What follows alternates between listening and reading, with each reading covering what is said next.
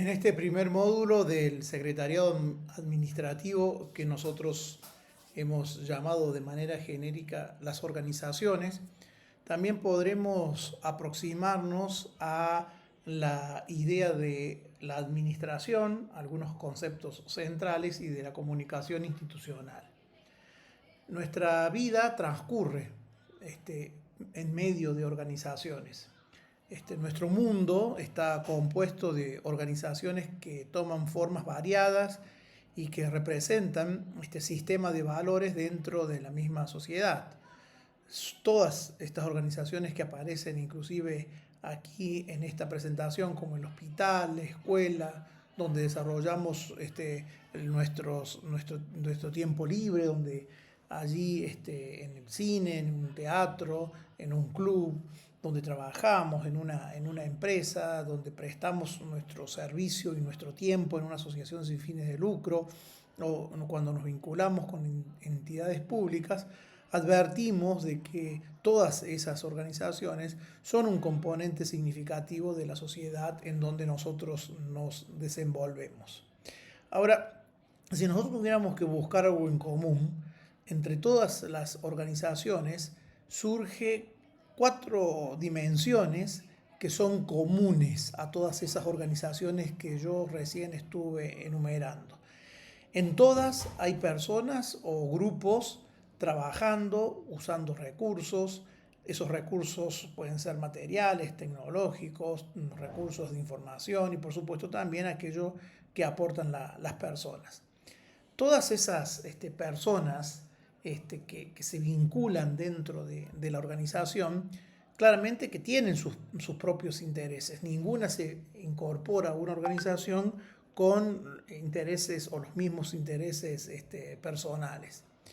Pero está claro que si forman parte de una organización, están orientando sus esfuerzos al logro de algún objetivo en común. Y además, una organización no es organización para sí misma, sino que siempre es organización en tanto lo es para otros. Y ese otros nos está hablando de una dimensión de contexto, es decir, que las personas se terminan relacionando e interactuando de manera dinámica con otros que forman parte del contexto. Y por lo general, algunas organizaciones poseen fines de lucro y otras no. A las que poseen fines de lucro les llamamos empresas. Por eso, si intentáramos tener una definición de lo que es una organización, diríamos que se corresponden a un conjunto interrelacionado, interdependiente de recursos que interactúan en un accionar sinérgico orientados hacia determinados objetivos y que se desempeñan en permanente intercambio con el contexto o con el medio.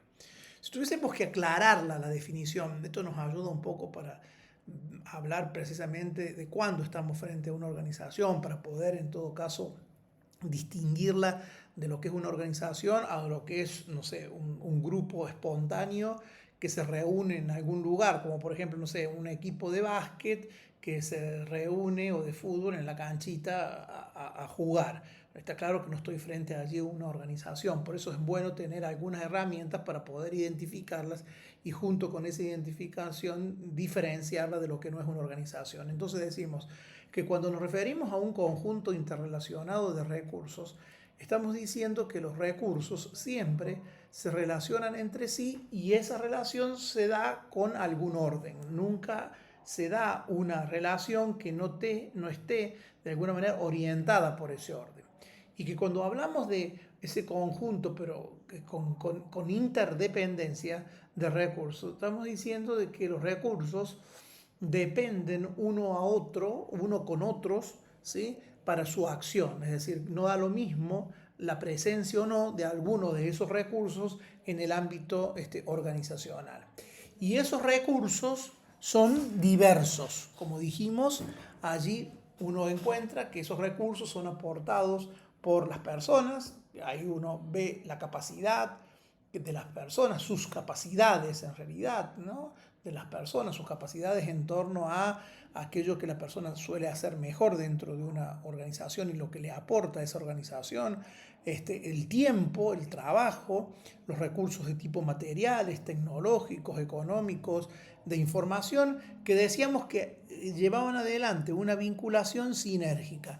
Esto significa que esa interrelación y esa interdependencia termina potenciando el resultado, donde ese resultado termina siendo mayor que la suma de las acciones individuales. Es decir, si yo tuviese, digamos, recursos considerados de manera individual y los pusiera dentro de una organización, nunca me darían un resultado igual si en cambio esos recursos terminaran vinculados, interrelacionados e interdependientes uno con otro.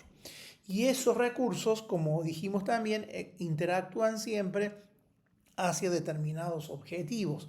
Y eso va a depender mucho del para qué de esa organización. Es decir, si estoy frente a un centro de salud o estoy frente a una empresa que produce panificados, evidentemente que los objetivos son diferentes. Y esos objetivos o resultados que se esperan lograr siempre son comunes a todos los recursos que integran esa organización, y eso es muy importante que lo tengamos en cuenta. Aun cuando los recursos parezcan muy diferentes unos de otros, los objetivos siempre son objetivos o resultados comunes a todos esos recursos, y hacia ellos, hacia esos objetivos comunes, orientan el esfuerzo, lo que aportan, digamos, las personas.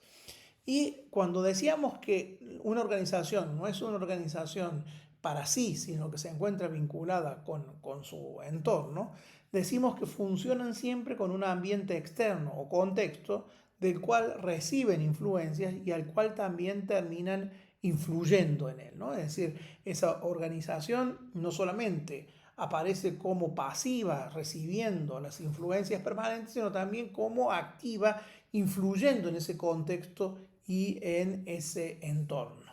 Pasemos simplemente a graficar un poco estos recursos, ¿no? Cuando hablamos de recursos materiales, por ejemplo, no sé, un edificio, el mobiliario, las instalaciones, los medios de transporte que utiliza una organización, ahí estamos frente a estos recursos materiales.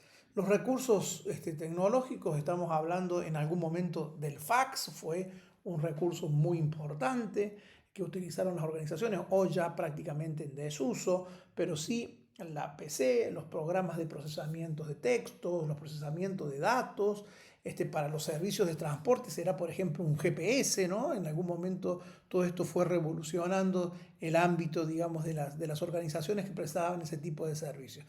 Hoy, de alguna manera, el manejar los recursos de información, es decir, el análisis de datos, aparece como una de las demandas más fuertes del mercado laboral, porque las bases de datos, por ejemplo, de clientes y de proveedores, las listas de stock, las páginas web institucionales, entre otros, constituyen un recurso muy importante para cada una de las organizaciones.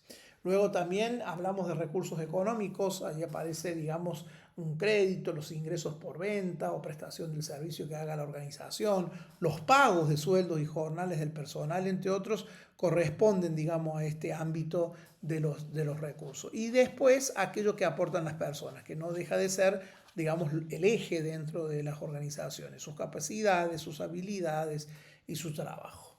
En este primer corte van a ver ustedes que tenemos 3 cortes completos en el módulo. El primer corte nos dice a nosotros qué es lo que sabemos hasta ahora. Bueno, conocemos las características de una organización, es decir, cuáles son las características que definen a una organización, y por otro lado, qué tipo de recursos necesitan para el cumplimiento de sus objetivos. Esos son, de alguna manera, como los dos grandes ejes de este primer bloque. ¿Qué vamos ahora a aprender? Y ahora lo que necesitamos aprender son cómo se vinculan las organizaciones con el ambiente externo, es decir, las características del entorno o del contexto, y después conocer los tipos de organizaciones posibles, es decir, cómo se clasifican, qué diversidad de estructuras organizativas existen. Yendo hacia la primera parte, al entorno o contexto, ahí debemos tener en cuenta para el análisis 2 niveles. Por un lado, el macroambiente, que es el entorno general que termina generando sobre la organización influencias indirectas, y por otro, el denominado ambiente intermedio, o también se lo llama como ambiente específico o entorno específico, cuyas influencias son directas. Y esto es muy importante que lo pensemos así. El macroambiente la influye a la organización de manera indirecta, mientras que el entorno específico genera influencias directas. Todas las organizaciones reciben influencias de ambos niveles y eso termina determinando, valga la redundancia, termina de alguna manera marcando la relación que tiene la organización con el medio, ¿no? Yo podría aquí tomar este esquema muy sencillo como un esquema donde hay dos organizaciones, la organización A y la organización B, cuyo entorno específico, en el caso de la A, será todo aquello que se encuentre dentro de ese rectángulo en azul, mientras que el de la B será el entorno específico, todo aquello que se encuentra dentro del entorno del verde. Si se fijan ustedes, ahí existen dos flechas, en la organización A una flecha azul, en la B una flecha verde, donde aparece que la influencia es directa. Y junto con eso un entorno general. Las dos organizaciones se encuentran influidas por el mismo entorno general, se encuentran dentro, en este caso, de un macro ambiente o ambiente macro, que sería todo aquello que está englobado dentro de los márgenes negros, donde se encuentran las dos organizaciones. Desde el entorno general se reciben influencias indirectas como de fuerzas económicas, de fuerzas políticos legales, de fuerzas socioculturales, de fuerzas tecnológicas, de fuerzas ecológicas. Y mientras desde el entorno intermedio específico se reciben influencias directas de proveedores de recursos, de proveedores de servicios, de competidores, clientes, organismos gubernamentales, organizaciones intermedias. Pasándolo y ejemplificándolo, vuelvo al mismo esquema. Ahí tengo yo por un lado la escuela como organización A y el supermercado como organización B, cada una con su entorno específico. En el caso de la escuela será la Unión de Trabajadores de la provincia de Córdoba, y por el otro lado será el Ministerio de Educación, mientras que parte del ambiente específico del supermercado aparecerán los proveedores de mercadería. Ahora, en su momento, cuando tuvimos la emergencia sanitaria por COVID, tanto a la escuela como al supermercado terminaron siendo influidos los dos, digamos, por la misma emergencia sanitaria de COVID-19. Por lo tanto, eso es parte de lo que denominamos nosotros entorno organizacional. Ahora vamos a el segundo eje. ¿Cuántos tipos de organizaciones hay?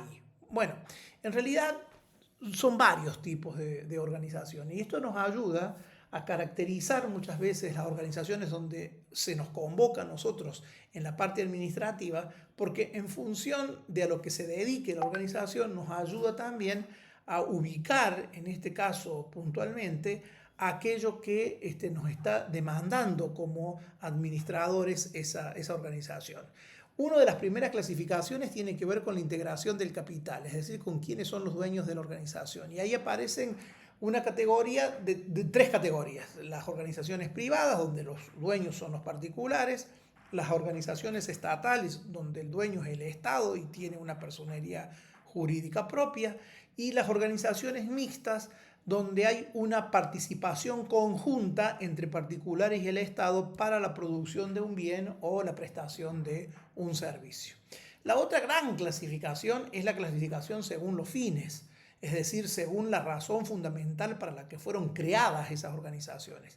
Y ahí tenemos las organizaciones con fines de lucro, cuya finalidad fundamental es obtener ganancias, y sin fines de lucro, que tiene diversos fines excepto obtener ganancias, como por ejemplo las organizaciones comunitarias, como la Asociación de Bomberos Voluntarios; las culturales, como el Museo José Domingo Mercado; las deportivas, como el Club Deportivo y Cultural o el Club 24 de Septiembre; educativas, como esta escuela; religiosas, como la Parroquia Nuestra Señora de la Merced o la Iglesia Cristiana Evangélica; políticas, como los distintos partidos políticos locales y nacionales; gremiales, como en el caso de la Estía, que es el sindicato que nuclea a los trabajadores de las industrias de la alimentación, muy presentes aquí en Arroyito; o, por ejemplo, la UPC, que nuclea a los educadores de la ciudad, ¿no? Estos serían todas organizaciones sin fines de lucro, Es decir, que tienen diversos fines, excepto obtener ganancia, más allá que utilicen, por supuesto, recursos económicos y materiales.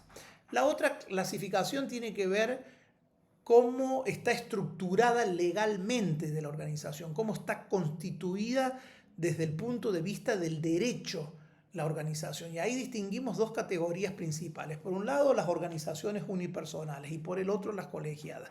Las unipersonales son organizaciones que están constituidas por una sola persona física que asume todos los derechos y las obligaciones, mientras que las colegiadas, ahí tenemos una organización constituida por varias personas físicas que asumen de manera proporcional los derechos y las obligaciones, como por ejemplo una sociedad anónima, una sociedad de responsabilidad limitada, o por ejemplo una cooperativa, como en el caso de la CESPAL, o como por ejemplo una asociación civil como esta escuela. Esta escuela es una asociación civil sin fines de lucro.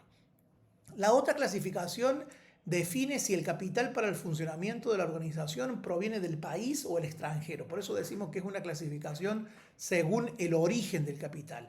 Esas organizaciones pueden ser nacionales, donde los capitales son argentinos, extranjeras, los capitales son extranjeros, o también aquellas donde tanto los capitales nacionales como extranjeros terminan acordando para prestar de alguna manera un servicio o producir algún tipo de bien. Después también aparecen aquellas según su tamaño, y el tamaño, cuando uno piensa, bueno, ¿cuál es el criterio para decir que una organización es mediana o que o es grande o que es pequeña? Bueno, se define por varios aspectos de la dimensión organizacional. Por ejemplo, la cantidad de ventas anuales que tiene, la cantidad de empleados, el tipo de capital que utiliza y fundamentalmente la tecnología que usan. En nuestro país, una de estas clasificaciones más frecuentes son las pequeñas y medianas empresas, que sería entre la pequeña y la micro, es decir, son empresas de escala reducida, la gestión que tiene es poco estructurada.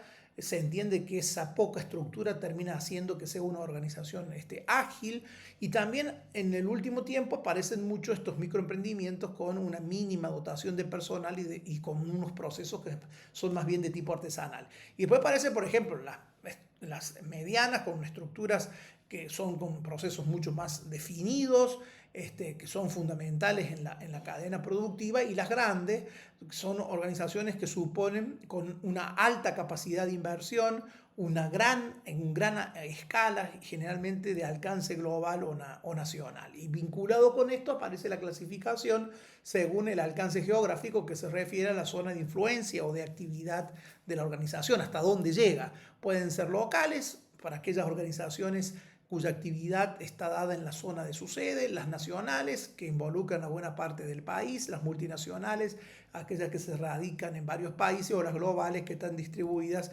en gran parte del mundo. También otra clasificación que por ahí resulta un poco rara, pero tiene que ver por la duración, ¿no es cierto? Es decir, que representa el grado de permanencia para el cual se creó la organización. Y ahí aparecen las organizaciones temporales, que se forman específicamente para cumplir con un objetivo determinado y se disuelven una vez que se alcanzó el objetivo, o las permanentes, que se han constituido según tipos legales para perdurar en el mercado independientemente de una posible disolución futura. Lo que buscan, digamos, es la permanencia. Y finalmente, para cerrar lo de las clasificaciones, hay una clasificación que es muy importante tener en cuenta, que pueden ser industriales, comerciales o de servicios.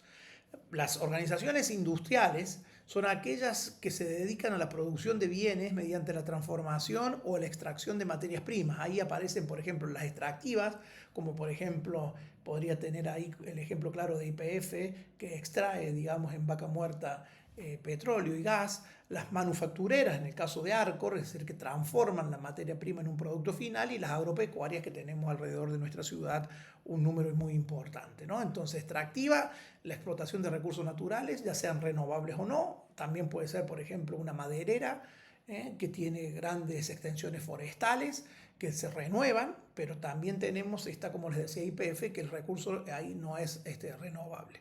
Las manufactureras, que tanto producen bienes de consumo final como en el caso de Arcor, o también como aquellas que producen las máquinas con las cuales, por ejemplo, Arcor termina produciendo el bien que vende al mercado. Y las agropecuarias divididas tanto en agricultura como en ganadería.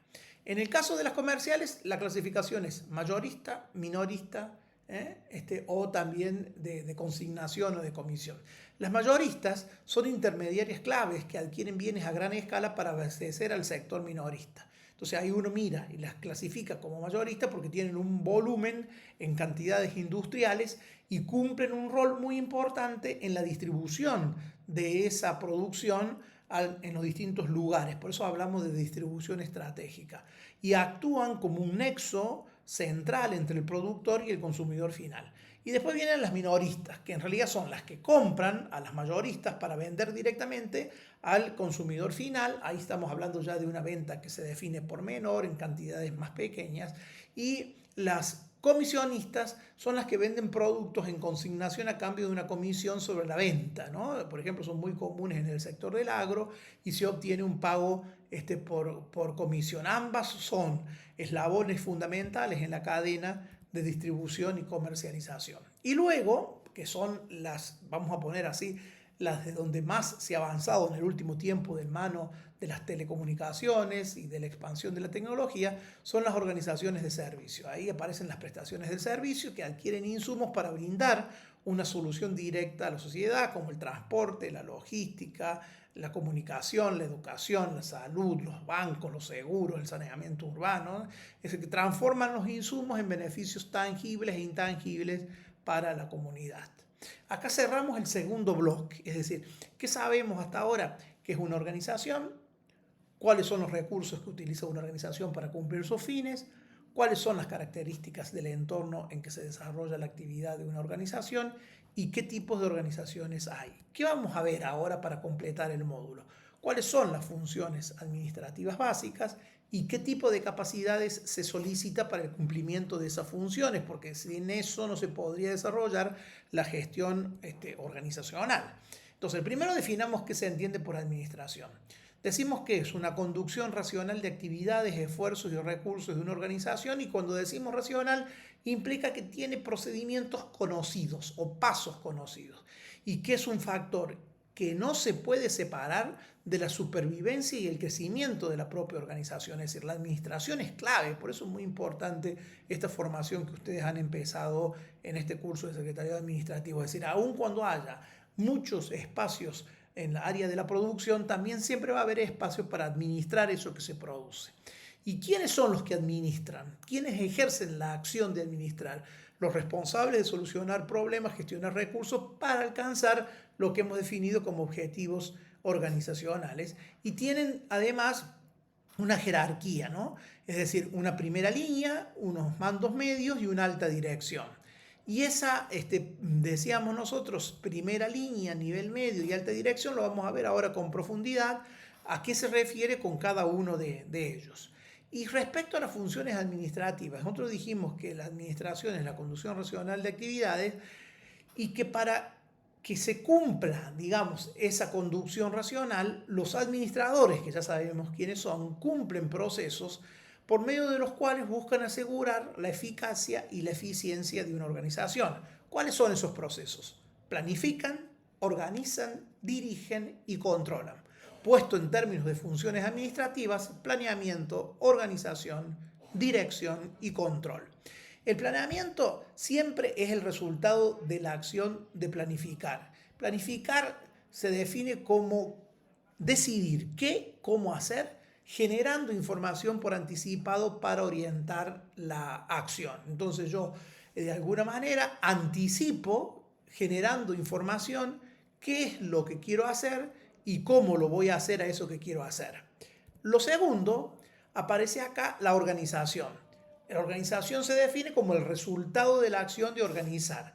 ¿Qué es organizar? Fundamentalmente la tienen que vincular a esta función administrativa con la posibilidad de cumplir las funciones y objetivos de la organización por medio de la disposición de los recursos. Es decir, Yo tengo esos recursos ahora, por medio de la organización los interrelaciono y los hago interdependientes y logro ese accionar sinérgico que dije al inicio. Es decir, proporciono, creo el ambiente para ejecutar las decisiones y diseño el ambiente micro, es decir, el interior de la organización a los fines de alcanzar los objetivos.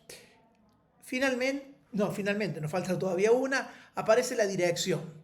La dirección, como resultado de la acción de dirigir, se refiere fundamentalmente a trabajar con las personas que trabajan en la organización y los recursos que estos aportan. Es decir, implica conducir, influir, motivar el personal para realizar el trabajo de la mejor manera, alcanzar los objetivos propuestos y liderar los equipos con efectividad. Y ahí después finalmente aparece el control, una palabra que suele no gustar, pero que es una función administrativa básica central, porque en realidad tiene que ver tomar lo real con lo previsto. Yo dije que acá había, en este caso, planificado, significaba prever. Yo lo que estoy haciendo es, decido qué como, genero información por anticipado y oriento la acción para alcanzar los objetivos. Ahora, ¿cuándo sé si los alcancé? ¿Cómo los alcancé? Si tengo que corregir algo, si tengo que ajustar, eso se hace por medio del control, porque el control compara lo real con lo previsto, determina desvíos y las causas de esos desvíos de mis objetivos, me terminé desviando, no lo terminé alcanzando, por qué ocurrió esto, cómo lo tengo que corregir, cómo tengo que hacer la revisión de planes. Es una función básica administrativa muy importante. Entonces, las cuatro son, recordamos, la planificación, la organización, la dirección y el control, y las cuatro se necesitan una con otra. Ahora, si esas acciones de organizar, de dirigir, de controlar, de planificar, las realizan personas, es decir, esas personas necesitan capacidades administrativas. ¿Qué tipo de capacidades administrativas? Bueno, habrá algunos que necesiten capacidades técnicas, es decir, conocimientos especializados para la aplicación de experiencia en cambios como el mantenimiento y la producción, y este tipo de capacidad es clave para los supervisores, por ejemplo, de la primera línea. ¿Se acuerdan que habíamos visto que la administración se divide en administradores de primera línea, mandos medios y de la alta dirección? Bueno, para los de la primera línea se necesita el desarrollo de capacidades técnicas. Para la alta dirección se necesitan capacidades conceptuales, es decir, capacidad de pensar, conceptualizar situaciones abstractas, viendo la organización como un todo integrado. Es decir, cuando decimos una visión holística, estamos diciendo una visión global, que me permita tener una comprensión global de la organización.